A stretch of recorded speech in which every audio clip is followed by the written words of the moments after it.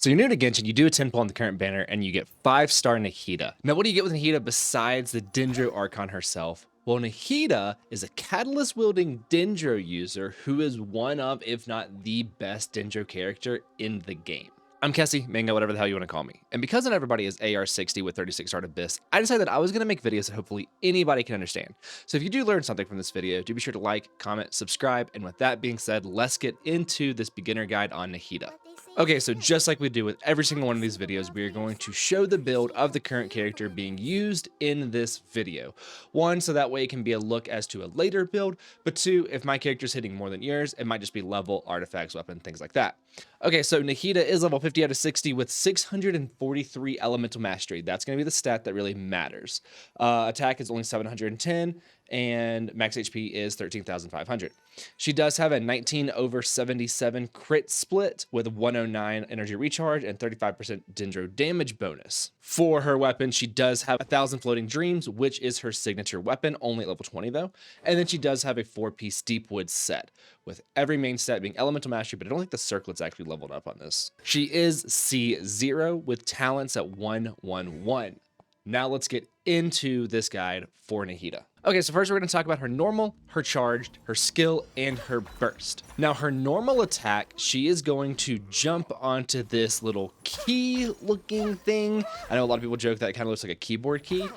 Whatever she does, she's going to send out this kind of line in front of her that is going to hit enemies and affect them with Dendro if they are within its kind of area. It is a 4-hit, as you can see, and the last one does have this kind of cool little like heart shape, which really fits with Nahida's character as a whole. Now her charge attack is going to Control-Alt-Delete any enemy that is inside of its cube. As you can see, she's going to draw this big cube. Any enemy that is within its area is going to be hit with Dendro. So now we're going to talk about her skill, and her skill is going to have a press and a hold.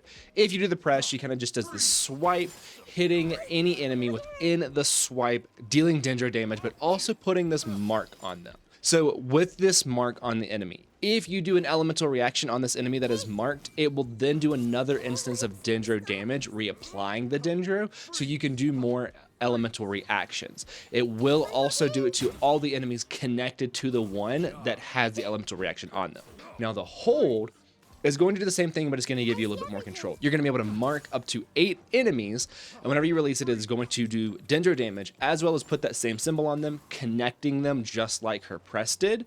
The only difference is that the hold is going to allow you to pick more enemies. It's going to allow you to get the full range of every enemy in there. You can see as I'm holding it, I am spinning around to get every single enemy marked with this. You can go slow, you can go fast. Whenever I'm doing this later on in the video, you'll see that I'm actually going to hold it and go very, very fast to mark them instead of this slower. Now with this aiming mode, if you do just hold it for 5 seconds, after 5 seconds, it will release, hitting every enemy that was marked with it. You do not have to lift the key off, but that is if you hit the 5 seconds maximum. So as you can see here, what we're going to do is we're going to drop Kokomi's jellyfish just to kind of show how this works. And you're going to see it's going to produce a lot of blooms because it is going to reapply Dendro to all the enemies that are connected. So if they are anywhere near the jellyfish, if they're anywhere near Hydro, it is going to create blooms. This is just to show how the skill works and how if the enemies are connected.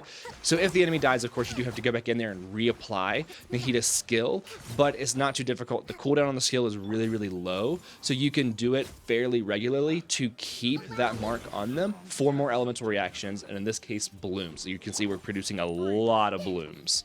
Okay, so now we're going to talk about Nahida's burst. And to explain what Nahida's burst does, we have to read this massive wall of text. And I'm going to try and summarize it the best that I can. She is going to put the Temple of Wisdom illusionary heart onto the field. Now, if a character is in that field, it is going to do something. The field itself does not do Dendro. It doesn't hurt the enemy. It doesn't necessarily do anything directly. But it's amazing. So this is if you have these elements in your party. So right here, we have, while Nahida remains within the Shrine of Maya, which is the burst, the damage dealt by Trikarma Purification, which is the mark of her skill.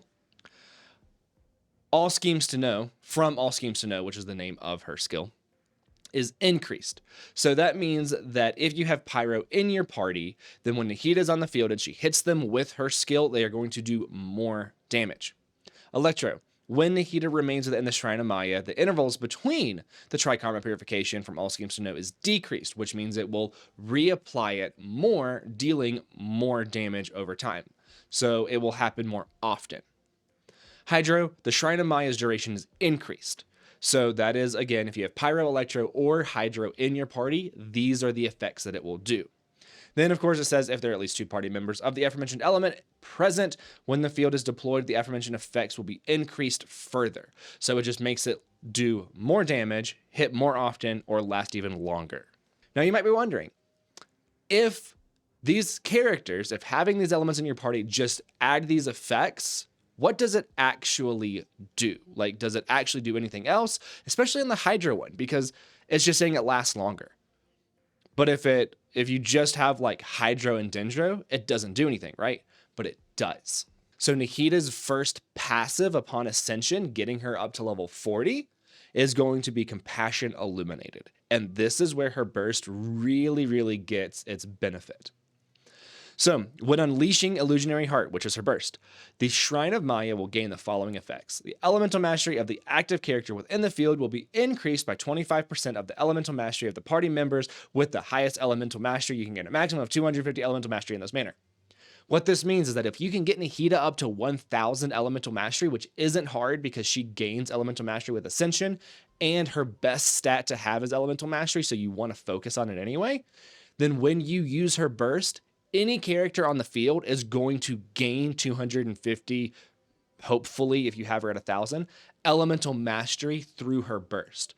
So this is the true beauty of Nahida's burst, is that it allows you to give elemental mastery to the character on the field. And in Dendro reactions, elemental mastery is key. Pun on Nilu's weapon intended. So as you can see right here, my Coco has 457 elemental mastery. We're going to use Nahida's burst and we're going to see what it goes up to. And now that we have used Nahida's burst, it is now up to 618. Now, my Nahida is not to 1000 EM, strictly because her weapon is level 20, and one of the artifacts is an unleveled, and there's no substats on her plume and her flower. I'm working on Deepwood set, don't worry. But you can see where having her burst up is really, really good for any reaction that's going to involve elemental mastery, which is essentially all of them, but elemental mastery, that's a different video. So we're just gonna do some messing around with this Fridge Bloom team that I was playing around with, where we're gonna have Nahida and Coco create as many bursts as possible. I think I might drop Rosaria in there a couple times just to freeze the enemy in place, and to also show that Dendro and Cryo have no reaction. It's just like a little itty bitty tidbit of information thrown in here that is extra. Cryo and Dendro have no reaction, and you can see in this that I'm still able to produce blooms off of enemies that are frozen. That's how Fridge Team works. I'm going to do a whole video on Fridge Teams later on, not quite right now. Okay, so for a beginner artifact set, 4-piece instructor set is going to be Nahida's best. You want to get elemental mastery as high as possible on Nahida. The 2-piece set is increases elemental mastery by 80. The 4-piece set is whenever you trigger an elemental reaction, it increases all party members by 120. So if you are using Nahida to create elemental reactions, then you are going to have 200 EM just from this, and you're going to be giving 120 EM to all your other characters, right? That is before her burst passive comes into play. Now, of course, you do want to have an elemental mastery main stat for all the artifacts that you can and still keep the instructor set. If you cannot get elemental mastery on every single main stat, then try and find it in the substats. If you do not have like a goblet that's elemental mastery, just do Dendro damage bonus. And then on circlet, if you don't have an elemental mastery that you're still able to keep the instructor set, do crit rate, crit damage, right? That is a different kind of Nahida build. You want the elemental mastery, but sometimes in the game, you can't be as picky. Now for beginner weapons, there is a 3-star that is phenomenal for Nahida, and that is going to be Magic Guide. Now it's really, really good because it has an elemental mastery main stat that actually scales up pretty well with the leveling of it, and its passive isn't too bad either. It increases damage against opponents affected by Hydro or Electro by 24%. This is R5, I think at R1 it's 12%. And while that passive isn't like as good, the elemental mastery is amazing. If you don't have Magic Guide and you do have Elemental Orb, you can use it. It's nowhere near as good because you're not going to get as much Elemental Mastery from it on its stat. And its passive it's all right. I mean, it does say that it increases attack from bloom reactions, but you don't want attack on Nahida. You want EM. So if you can, definitely do Magic Guide. This is an okay-ish other weapon, but Magic Guide is just so much better.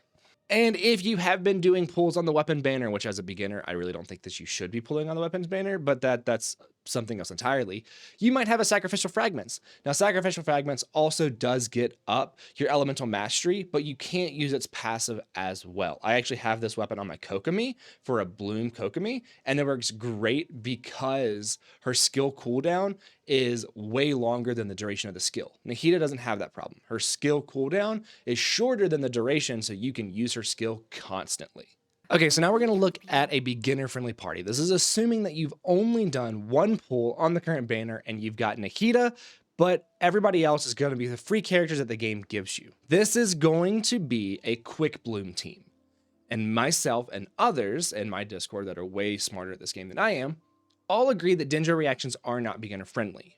But if you have Nahida, who is the best Dendro applicator in the game, you can still do a lot of crazy stuff. So, we're going to have Nahida, then we're going to have Kale. Kale to get some Dendro resonance, but also to help get some extra damage in there with spread and aggravate reactions. Then we're going to have Barbara. Now, Barbara you get for free upon clearing the Anemo Archon quest. Kale you get for free upon clearing Floor 4 of the Abyss. And Barbara is going to help produce some blooms with her skill. Then we're going to have Lisa. Now, Lisa is there to trigger the hyper blooms, as well as allow for aggravate and spread reactions to occur. So this is going to be a quick bloom team because Lisa is going to be causing quicken with the Dendro characters, and because we're only going to have Hydro in there sometimes, not all the time, it's going to allow for us to do Hyper Bloom when Hydro is present. When Hydro is not present, we're going to be doing Quicken, Spread, and Aggravate. So as you can see as we run through this domain with these characters, when we have Blooms present, we're going to be causing Hyper Bloom with Lisa triggering them through her burst and skill, but specifically her charged skill and charged attacks are going to allow us to kind of target those blooms because you have to hit the blooms with Electro.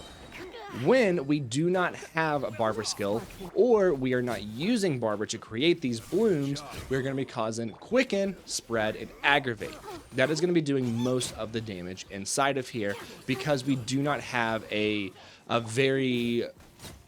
don't have a Hydro character that can apply a ton of Hydro, right? Barbara isn't as good, especially if we don't have a character like Kuki or Raiden for doing off-field Electro application. We have to have Lisa on the field for Electro application, which is fine because Nahida and Kale and Lisa can do enough damage reactions with Aggravate and Spread, every now and then putting in the Hyper Blooms with Barbara.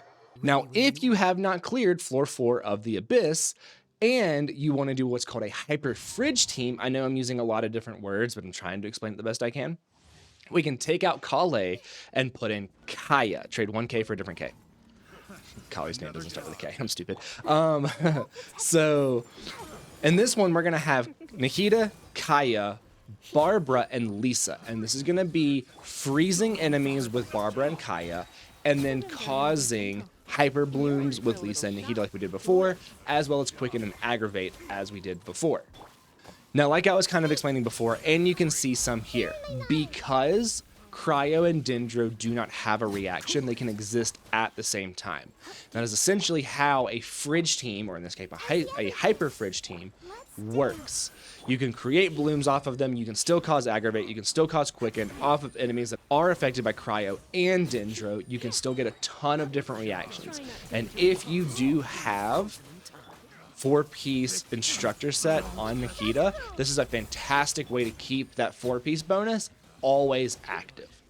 So as you can see, we are going to be using Kaya and Barbara to freeze the enemies. We're going to use them to create blooms with Nahida, and then we're going to be triggering the hyper blooms as well as triggering Spread and Aggravate with Lisa. And that is how this entire team is going to work.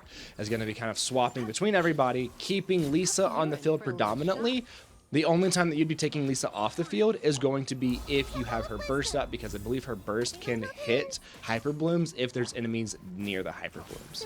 But that is going to be it for this video. If you learned something, do be sure to check out the TikTok and do be sure to check out the Discord. There's a link down in the bio below. Remember, Tuesdays and Thursdays are my stream days, so do be sure to stop by, and I will see you in the next one.